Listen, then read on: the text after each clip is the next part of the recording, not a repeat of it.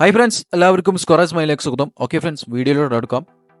Ronaldo തന്നെയാണ് പ്രശ്നം. Ronaldo മാത്രമാണ് പ്രശ്നം. റൊണാൾഡോ ഇല്ലെങ്കിലും മാഞ്ചസ്റ്റർ യുണൈറ്റഡിന് നല്ല രീതിയിൽ കളിക്കാൻ കഴിയും എന്നാണ് ടെൻ ഹാഗ് പറഞ്ഞിരുന്നത്.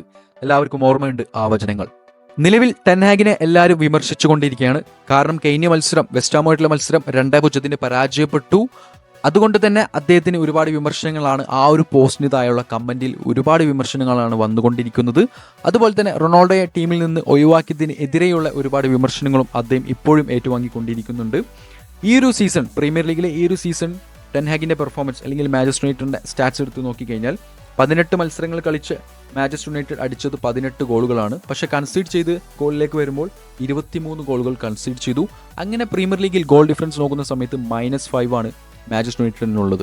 അതുപോലെ തന്നെ നിലവിൽ 8ാം സ്ഥാനത്താണ് നിൽക്കുന്നത്. എന്ന് വെച്ചാൽ യൂറോപ്പ ലീഗിലേക്കും അതുപോലെ തന്നെ ചാമ്പ്യൻസ് ലീഗിലേക്കും കടക്കാൻ പറ്റാത്ത ഒരു പൊസിഷനിലാണ് മാഞ്ചസ്റ്റർ യുണൈറ്റഡ് ഇപ്പോൾ നിന്നുകൊണ്ടിരിക്കുന്നത്. ചുരുക്കി പറഞ്ഞാൽ പ്രീമിയർ ലീഗിൽ 8ാം സ്ഥാനത്താണ്, ഒരുപാട് താഴെയാണ്. അതുപോലെ തന്നെ UEFA ചാമ്പ്യൻസ് ലീഗിൽ നിന്നും പുറത്തായി, അതുപോലെ തന്നെ കറാബോ കപ്പിൽ നിന്നും പുറത്തായി. ഇനിയുള്ളത് പ്രീമിയർ ലീഗിൽ ടോപ്പ് 5 എത്തിപ്പെടുക അല്ലെങ്കിൽ FA കപ്പ് വിന്നർ ആവുക എന്നുള്ളതാണ്. ഇങ്ങനെയുള്ള പെർഫോമൻസ് ഒക്കെ കാഴ്ചവെച്ചുകൊണ്ടിരിക്കുന്ന സമയത്ത് ഇതുപോലെയുള്ള വിമർശനങ്ങളൊക്കെ ഏറ്റുവാങ്ങിയേ പറ്റൂ. അത്രയ്ക്കും ലെജൻഡ് ആയിക്കൊണ്ടിരിക്കുകയാണല്ലോ 7 ഹാഗ്. അതുപോലെ തന്നെ ടെൻ ഹാഗിനെ സംബന്ധിച്ച് ഈ ഒരു സീസണിൽ കിട്ടിയ ഏറ്റവും വലിയ അംഗീകാരം എന്ന് പറയുന്നത് ലിവർപൂളിനെതിരെ 0-0 കളി അവസാനിച്ചത്. എന്ന് വെച്ചാൽ ഡ്രോയിലാണ് കളി അവസാനിച്ചത്. ആ ഒരു കാര്യമാണ് ഈ മാഞ്ചസ്റ്റർ യുണൈറ്റഡിന് അല്ലെങ്കിൽ ടെൻ ഹാഗിന് ഈ ഒരു സീസണിൽ കിട്ടിയ ഏറ്റവും വലിയ അംഗീകാരം എന്ന് പറയുന്നത്. അങ്ങനെയുള്ള നിരവധി ട്രോളുകളാണ് ടെൻ ഹാഗിനെതിരെ ഒരു വിമർശനമായിട്ട് മുന്നോട്ട് വന്നിരിക്കുന്നത്. ആ ഒരു സമയത്ത് ഒരുപാട് ചോദ്യങ്ങളും അദ്ദേഹത്തിനോട് ചോദിക്കപ്പെട്ടിരുന്നു. ആ ഒരു സമയത്ത് അതിനുള്ള ഉത്തരം അദ്ദേഹം ഇങ്ങനെയാണ് കൊടുത്തത്. തീർച്ചയായിട്ടും 2022-23 എന്ന് പറഞ്ഞ സീസൺ ഉണ്ടായിരുന്നു. ആ ഒരു സീസണിൽ 3ാം സ്ഥാനത്താണ് പ്രീമിയർ ലീഗിൽ നമ്മൾ അവസാനിച്ചത്. അതുപോലെ തന്നെ കൊറബോ കപ്പ് വിന്നറായിരുന്നു. അതുപോലെ തന്നെ FA കപ്പ് ഫൈനൽ വരെ എത്തിയിരുന്നു.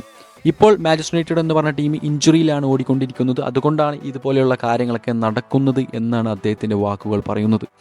പക്ഷേ 2022-23 17 ക്ലീൻ ഷീറ്റുകൾ മാഞ്ചസ്റ്റർ യുണൈറ്റഡിന് വേണ്ടി സമ്മാനിച്ച ഡേവിഡ് ഡീഗ അദ്ദേഹം ഇപ്പോൾ മാഞ്ചസ്റ്റർ യുണൈറ്റഡ് ടീമിലില്ല. മികച്ച രീതിയിലുള്ള പെർഫോമൻസ് കാഴ്ചവെച്ചിട്ടും അദ്ദേഹത്തെയും മാഞ്ചസ്റ്റർ യുണൈറ്റഡ് എന്ന് പറഞ്ഞ ടീം ഒഴിവാക്കി കളഞ്ഞു. നമുക്ക് എല്ലാവർക്കും അറിയാം, ഇപ്പോൾ യുണൈറ്റഡിൽ റൊണാൾഡോയും ഇല്ല, അതുപോലെ തന്നെ ഡേവിഡ് ഡീഗയും ഇല്ല. ടെൻ ഹാഗ് വരുന്നതിന് മുമ്പുള്ള സീസണിൽ റൊണാൾഡോ നല്ല രീതിയിലുള്ള പെർഫോമൻസ് കാഴ്ചവെച്ചിരുന്നു. കാരണം 38 മാച്ചിൽ 24 ഗോളും 3 അസിസ്റ്റും അദ്ദേഹം പൂർത്തിയാക്കി. ടെൻ ഹാഗ് വന്നതിന് ശേഷമുള്ള 16 കളിയിൽ 7 തവണ അദ്ദേഹം സബ് ചെയ്യപ്പെട്ടിട്ടുണ്ട്. അതുകൊണ്ട് തന്നെ അദ്ദേഹത്തിൻ്റെ പ്ലേ ടൈം എന്ന് പറയുന്നത് വളരെ കുറവായിരുന്നു. എന്നിട്ടും അദ്ദേഹം 3 ഗോളും 2 അസിസ്റ്റുമാണ് സമ്മാനിച്ചത്. വളരെ ലീസ്റ്റ് ഗോൾ തന്നെയാണ് സമ്മാനിച്ചത്. പക്ഷേ അദ്ദേഹം വളരെ പ്രഷറായിട്ടുള്ള ഒരു സിറ്റുവേഷനിലൂടെയാണ് ആ ഒരു ടൈമിൽ കടന്നുപോയത്. അങ്ങനെ 54 മാച്ചിൽ നിന്ന് 27 ഗോളും 5 അസിസ്റ്റുമാണ് വീണ്ടും മാഞ്ചസ്റ്റർ യുണൈറ്റഡിലേക്ക് വന്നതിന് ശേഷം റൊണാൾഡോ യുണൈറ്റഡിന് വേണ്ടി സമ്മാനിച്ചു കൊടുത്തത്. റൊണാൾഡോയ്ക്ക് വേണ്ടി 2 സ്ട്രൈക്കറിനെ ടെൻ ഹാഗ് കണ്ടുപിടിച്ചിട്ടുണ്ടായിരുന്നു. ഒന്ന് ആദ്യമായിട്ട് വെഗോസ്റ്റും പിന്നെ ഹോയ്ലൻഡും. വെഗോസ്റ്റിൻ്റെ കാര്യം പറയുകയാണെങ്കിൽ 31 മാച്ചാണ് അദ്ദേഹം ടോട്ടൽ കളിച്ചത്. 2 ഗോളും 3 അസിസ്റ്റും മാത്രമാണ് ആ ഒരു 31 മാച്ചിൽ വെഗോസ്റ്റ് മാഞ്ചസ്റ്റർ യുണൈറ്റഡിന് വേണ്ടി സമ്മാനിച്ചത്. ഹോയ്ലൻഡിൻ്റെ കാര്യം പറയുകയാണെങ്കിൽ പറയേ വേണ്ട. കഴിഞ്ഞ 14 മത്സരങ്ങളിൽ നിന്ന് 1 ഗോൾ പോലും പ്രീമിയർ ലീഗിൽ അദ്ദേഹം നേടിയിട്ടില്ല. പക്ഷേ 22 കളികളിൽ നിന്ന് 5 ഗോൾ അദ്ദേഹം നേടിയിട്ടുണ്ട്. UEFA ചാമ്പ്യൻസ് ലീഗിലാണ് നല്ല രീതിയിലുള്ള പെർഫോമൻസ് ഹോയ്ലൻഡ് കാഴ്ചവെച്ചത്. പക്ഷേ ഒരിക്കലും നല്ല രീതിയിലുള്ള പെർഫോമൻസ് അല്ല ഹോയ്ലൻഡ് മാഞ്ചസ്റ്റർ യുണൈറ്റഡിന് വേണ്ടി കാഴ്ചവെച്ചുകൊണ്ടിരിക്കുന്നത്. വളരെ വേസ്റ്റ് ആയിട്ടുള്ള ഒരു പെർഫോമൻസ് തന്നെയാണ്. മാഞ്ചസ്റ്റർ റൊണാൾഡോയ്ക്ക് ശേഷം കണ്ടുപിടിച്ച 2 സ്ട്രൈക്കർമാർ, വെഗോസ്റ്റ് ആണെങ്കിലും അതുപോലെ തന്നെ ഹോയ്ലൻഡ് ആണെങ്കിലും നല്ല രീതിയിലുള്ള സ്ട്രൈക്കർ അല്ല എന്ന് തന്നെ പറയാം. കാരണം അത്രയും വളരെ മോശമായിട്ടുള്ള പെർഫോമൻസ് ആണ് തുടർന്ന കളികളിൽ അവർ കാഴ്ചവെച്ചുകൊണ്ടിരിക്കുന്നത്. തീർച്ചയായിട്ടും റൊണാൾഡോക്ക് പകരക്കാരനായിട്ട് മാഞ്ചസ്റ്റർ യുണൈറ്റഡിലേക്ക് വന്ന 2 പ്ലേയേഴ്സും വളരെ ഫ്ലോപ്പാണ്. അത് ഹോയ്ലൻഡ് ആയാലും അതുപോലെ തന്നെ വെഗോസ്റ്റ് ആയാലും. അതുപോലെ തന്നെ ടെൻ ഹാഗ് മാഞ്ചസ്റ്റർ യുണൈറ്റഡിലേക്ക് സൈൻ ചെയ്ത പ്ലേയേഴ്സ് എന്ന് പറയുന്നത് നല്ല രീതിയിലുള്ള പെർഫോമൻസ് ഒന്നും ഇതുവരെ കാഴ്ചവെച്ചിട്ടില്ല. കാരണം ഗോൾ കീപ്പർ ആയാലും അതുപോലെ തന്നെ ആൻ്റണി, ബ്രസീലിയൻ താരമായിട്ടുള്ള ആൻ്റണി ആയാലും അതുപോലെ തന്നെ വെഗോസ്റ്റും ആയാലും ഹൈലൻഡും ആയാലും നല്ല രീതിയിലുള്ള പെർഫോമൻസ് ഒന്നും ഇതുവരെ മാഞ്ചസ്റ്റർ യുണൈറ്റഡിന് വേണ്ടി സമ്മാനിച്ചിട്ടില്ല. അതുകൊണ്ട് തന്നെ ടെൻ ഹാഗിൻ്റെ നിരീക്ഷണം എന്ന് പറയുന്നത് വളരെ ഫ്ലോപ്പായിട്ടുള്ള ഒരു നിരീക്ഷണമായിട്ടാണ് എനിക്ക് തോന്നുന്നത്. ആ ഒരു കാര്യത്തോട് നിങ്ങളുടെ അഭിപ്രായങ്ങൾ എന്താണെന്ന് കമൻറ്റ് ബോക്സിൽ രേഖപ്പെടുത്തണം.